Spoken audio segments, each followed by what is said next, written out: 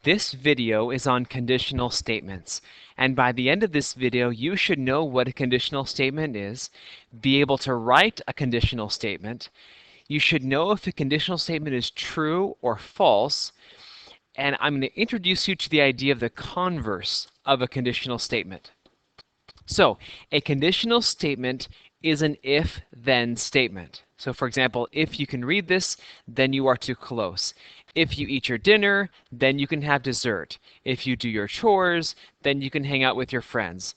These are things that I think you're very familiar with, these if-then statements. I'm just attaching a name to that idea. Okay? This last one also is a conditional statement, even though it doesn't start with the word if. So my parents will take away my eye touch if I get an F. Okay, there's still an if in there, and that leads us into the idea of a conditional statement. Okay, a conditional statement has two parts. There's an if part called the hypothesis, and the then part, which is called the conclusion. So the hypothesis is the if part. If you eat your dinner, then you can have dessert. If you do your chores, then you can hang out with your friends. Now, the last one, my parents will take away my eye touch if I get an F, and there the hypothesis part is on the end, okay? But still, it's the if part. Okay, so I want to identify the hypothesis and the conclusion of the following statements. Okay, again, the if part is the hypothesis. So this is the if part. It's the hypothesis. I'll use the abbreviation P. And the then part, the conclusion, is Q. Okay? Number two, if the sidewalks are wet, that's the hypothesis. Then it has been raining. This is the conclusion. Okay, not too difficult. Number three, the dog will bark if a stranger walks by the house. Okay? Now this one doesn't start with if. The if is right here in the middle. So the if part, this part is still the hypothesis. And what would happen in that case is the conclusion, Q. Okay, not too difficult. Write each sentence as a conditional. Okay, number one, an object weighs 1 ton if it weighs 2,000 pounds. Now there's an if right here, which means this, is a conditional statement, but I will rewrite it using the if at the very beginning. So if, now I can't say it because I haven't clarified what it is. So the it is actually about the object. So if an object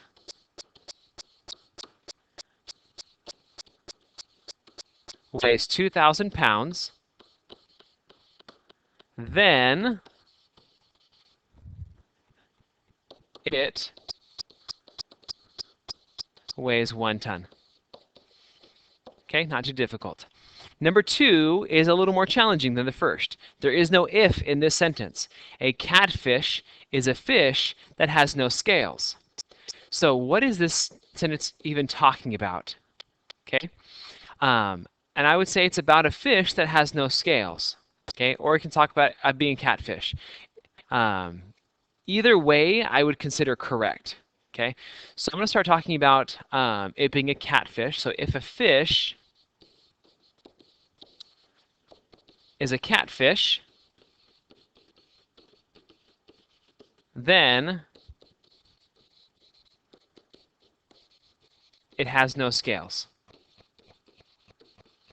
Okay, now if you put if a fish has no scales, then it is a catfish, I would probably take both as being correct. Determining if a conditional statement is true or false. Okay, now this is where it may be a little different than your intuition, so pay attention to this idea. A conditional statement is true if the conclusion is always true when the hypothesis is true. So if it's always true, we consider it to be true. A conditional statement is false if the conclusion can be false when the hypothesis is true. Okay? If it's not always true, it's false. So number one, if a woman is Hungarian, meaning she's from the country of Hungary, then she is European. Okay? If someone is from the country of Hungary, which is in Europe, then they must be Europeans. This is always true, or I'll just write true. Number two, if a number is divisible by 3, then it is odd.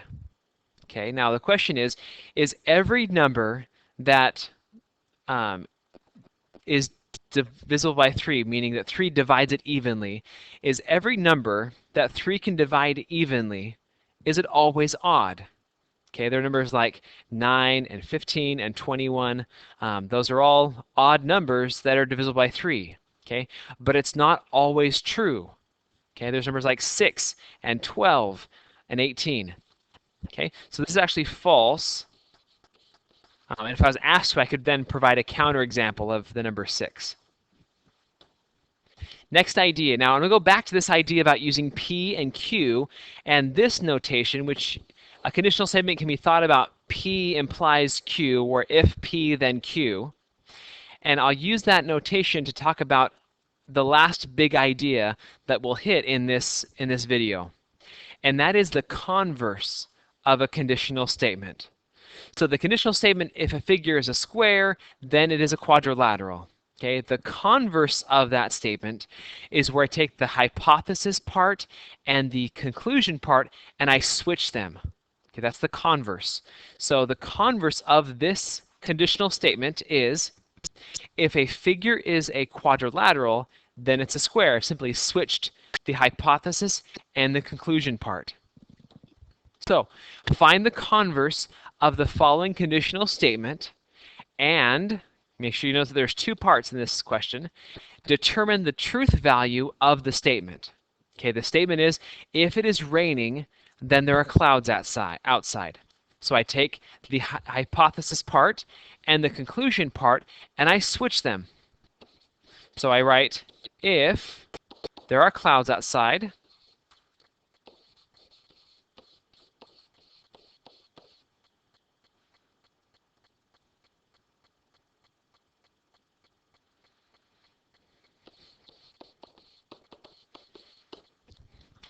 then it is